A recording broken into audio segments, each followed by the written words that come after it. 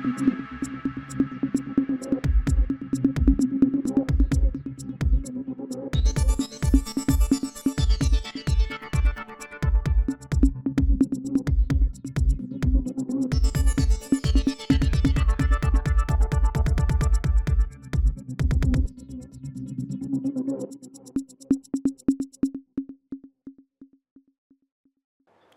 ગુજરાતના સૌથી મોટા ઓટીટી પ્લેટફોર્મ બીબી ન્યૂઝ ગુજરાતમાં હું સુભાષ આપનું સ્વાગત કરું છું.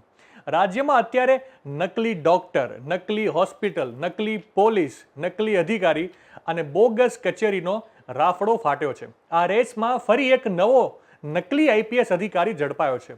વિગતે વાત કરવામાં આવે તો અમદાવાદ શહેરમાં કિરણ પટેલની જેમ વધુ એક મહાઠગ સામે આવ્યો છે.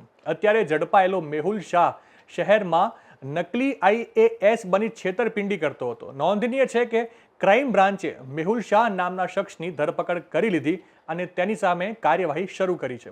મળતી જાણકારી પ્રમાણે અનેક લોકોને ઠગનાર મોરબી વાંકાનેરના મેહુલ પી શાહ સામે ફરિયાદ નોંધાઈ હતી. આરોપી સરકારી ઓળખ આપીને ઠગાઈ આચરતો હતો. એટલું જ નહીં પરંતુ મહેસૂલ વિભાગમાં ઊંચા હોદ્દા પર હોવાની ઓળખ આપી હતી. ટ્રાવેલ્સ એજન્સીના માલિક પાસેથી ભાડે ઇનોવા કાર લીધી અને chairman of department science and research ડેવલપમેન્ટના સહીવાળો લેટર આપ્યો. ઇનોવા ગાડીમાં સાયરન અને સફેદ પડદા લગાવી ભારત સરકારનું બોર્ડ લગાવ્યું હતું. આવા અધિકારીઓ અનેક લોકો સાથે છેતરપિંડી કરતા હોય છે. બોગસ વ્યક્તિઓના કારણે અત્યારે પરિસ્થિતિ એવી નિર્માણ પામી છે કે અસલી અધિકારી પર પણ વિશ્વાસ કરવો મુશ્કેલ થયો છે. કોંગ્રેસ પ્રવક્તા મનીષ દોશીએ આ બાબતે સરકાર સામે વેધક સવાલો કર્યા છે. વિગતે સાંભળીએ મનીષ દોશીને. નકલી અને નકલીના ધમધોકા ચાલતા કારોબાર અને એનો વધુ એક કિસ્સો, નકલી આઈએસ અધિકારી પકડાય.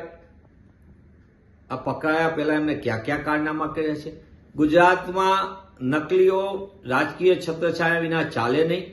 એ નકલી નોટો હોય કે પછી નકલી ઘી કે નકલી ખાદ્ય પદાર્થોની વાત હોય, નકલી ડોક્ટરની હોય, સીએમઓ અધિકારી હોય, પીએમઓ અધિકારી હોય, ઇન્કમટેક્સ અધિકારીઓ હોય. નકલીના કારોબારના નામે ગુજરાતનો સામાન્ય નાગરિક લૂંટાય છે અને વહીવટી તંત્રમાં મોટા મોટા કાંડ અને કૌભાંડો થઈ રહ્યા છે.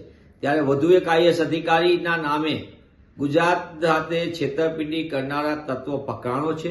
15 વખતે પકડાય ત્યારે સરકાર વાતો કરે છે, પણ નકલી પોલીસ અધિકારીઓ પકડાય, નકલી આઈએસ પધાય તો આ સરકાર કઈ પ્રકારનો વહીવટ કરે? હકીકતમાં તો આ સરકારના આશીર્વાદ વિના આ પ્રકારની ગોલમાલ ને ગોરખધંધા ચાલે નહીં.